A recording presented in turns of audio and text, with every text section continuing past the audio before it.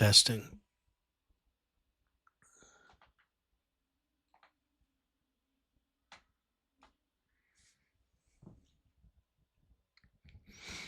In this video, we join Andrew Schulz and his co-host on the Flagrant podcast.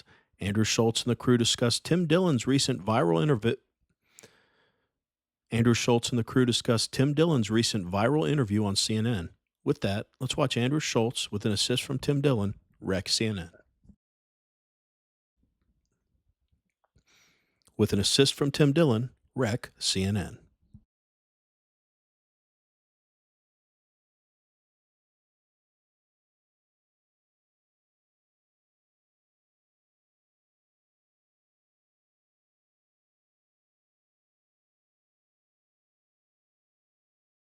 Let's talk about Timmy in this CNN interview that went crazy. God bless, dude, Timmy. Yeah, he was cooking. Did you guys watch the interview? Yeah, he's fantastic. He's great. He's great. I thought he handled it really well. These are my least favorite type of interviews. Yeah.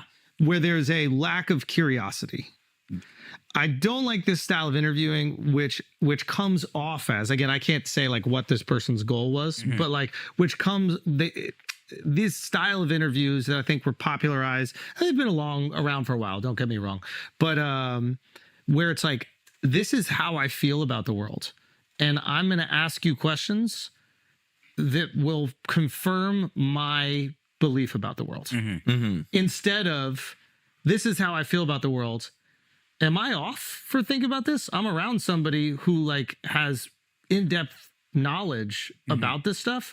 Tell me if maybe I'm wrong, and maybe tell me if I should change my opinion on it. So it's a lack of curiosity. And I think that one of the great things about Joe and one of the great things about podcasting in general is when you kind of decentralize media is you can be curious. You can ask, you can find shit out. Oh, this person thinks the pyramids were built by aliens. Oh, tell me why you think that. This person doesn't think it. He just had the other guy on, the guy from Egypt tell me why it isn't the case, right? And it's like, and I didn't watch that whole interview. Maybe there's ways that he's giving pushback, but this idea of true curiosity. And I think that's why people tend to move away from traditional media, because it didn't feel curious. It felt, this is my opinion on this topic, which just so happens to mirror the opinion of the viewers of the network. And I'm going to bring you on here to either get you to agree with me or humiliate you for not agreeing with me. And Tim is so savvy, he found a way to jujitsu his way out of it and kind of expose the interviewer.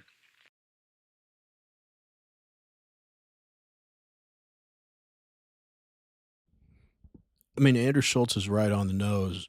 I mean, isn't that every Democrat or mainstream liberal media interviewer? Don't they use all those tactics? They just ask you questions to confirm their own bias.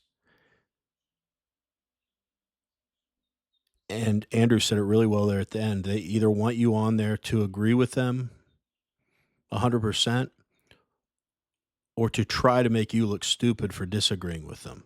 I mean, that's what CNN does to Scott Jennings every night.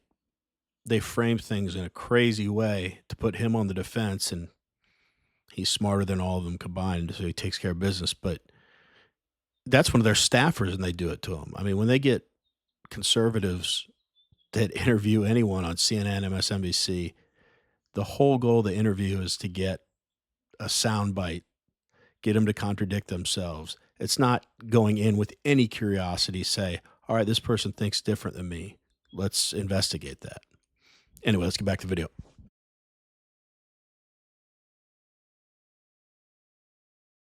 But I think this is one of the things that like people as a whole have been rejecting from traditional media, is a lack of genuine curiosity and it's almost like the interviewer is telling you what you are. I want to give a little pushback. Please. I think there's the place for both of the styles of interviews. Yeah. Like I like the way Rogan does, because his is like, he's curious. But like if you go with a journalist who's done their research, if it feels genuine, as long as they're not just like trying to have a moment, like if that's what her views are, and maybe most of the people who watch this channel, they share similar views. I think it's actually good to have the interview from that point of view and then have the person there who can rebut it. It means more. Like, I watched that interview, I was like, oh wow, this is good, because this girl went in a little bit narrow-minded and Tim was able to, like, That's a great point. debunk all those things. I completely agree. I completely agree with what you're saying. In my point, it's like, if you already feel a way about the world and you don't want to change that feeling, then why are you asking somebody to come on your show? If that person was asking to come on your show so they can shine light on this topic that you may feel differently about, that's a different thing. But if you're requesting an interview with somebody just to prove how you already feel about something, the lack of curiosity, I think, creates this, like, animosity, too strong a word, but almost like for the audience, like, I almost kind of want to reject it. Yeah. Like, her first question I thought was really disrespectful. The opening question was, so you just had a comedy special come out. Do you want to talk about it? Yeah, I think on the press run for the comedy special that I just released, I would like to talk about it. That's why I'm here. And then it's like, she goes, okay, give me the short for it. Give me the short of what your special is. Yeah. Did you not watch the special? Like, like, to me, it's like a disrespect. Like,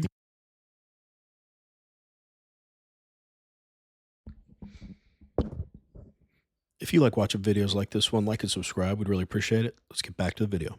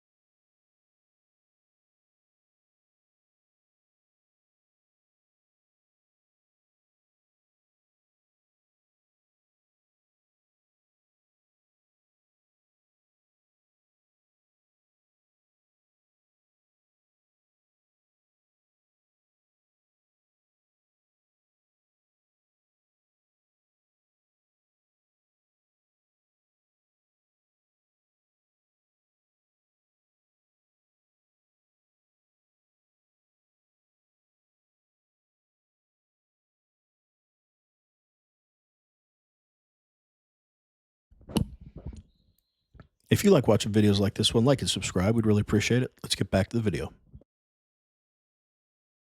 let's get this out the way so I can it's get to what or do the bare minimum of research of who that person is and why you want to talk to I them. definitely understand, and I would have taken it that way. Yeah. I thought what made Tim so effective is he didn't take anything that way. Personally, and he did a great job. to Alex's point, that does give you the opportunity, if you are an adept speaker, especially in that kind of environment, a person who wants to side with her might be like, this guy's actually making a lot of really good fucking And I think points, 'cause that's he ran circles around it. I think what, to Al's point, it's like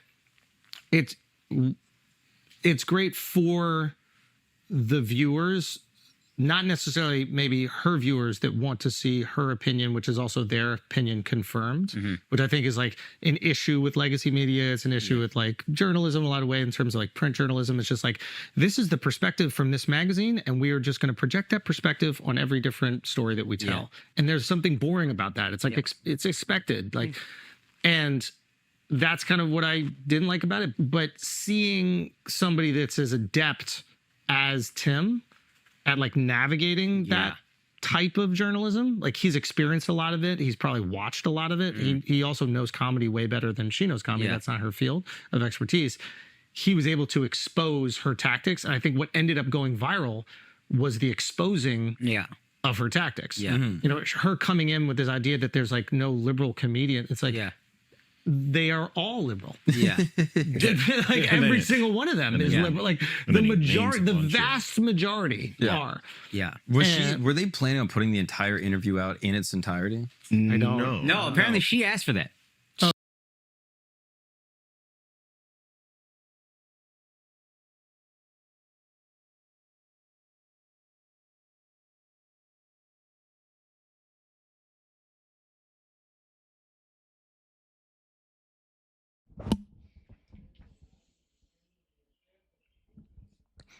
Of course, it's a sign of disrespect not to watch someone's special before you interview them. Isn't that the bare minimum research you can do for an interview? I've even heard honest interviewers say, hey, I haven't read the whole thing, but I did read this part in the book, and then they ask them a question about it. You know, that at least shows you made an effort. But by not watching a special, she also exposes right up front what type of interview she's going.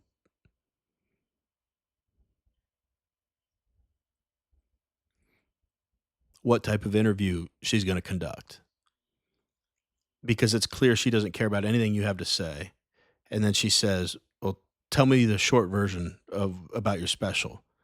Like, what a rude way to start off. Like one of the guys on there said, let's get your stuff out of the way so I can get to attacking you. And Tim just ran circles around her. Anyway, let's wrap it up.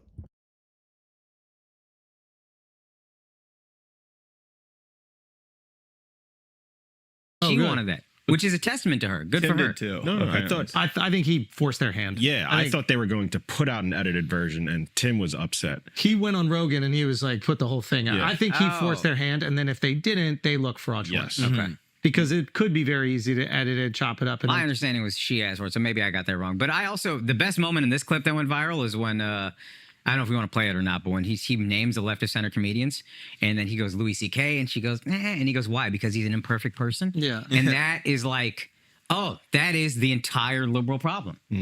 He's a weird freak, but he's liberal. Exactly. That is 1,000%. And that's okay. The And weird we're not freak going to vote? punish him for the rest of his life Yeah. because he's into some weird freak shit. Yeah. But do you want that vote or not? Or you can't vote for me? And if that's why y'all lose. Exactly. If nobody's, this is a greater discussion. We could even get into like a response from some of our recent interviews, you know, Bernie and Pete. But yeah, I'm curious your guys' take on the Tim. We want to hear from you guys. Did you see the Tim Dillon CNN interview? It's great. If you haven't seen it, you should go see it. But what did you think of it, and what did you think about Andrew Schulz and his co-host conversation about it? Let us know in the comments. Anyway, as always, really appreciate you watching, and we will see you in the next one.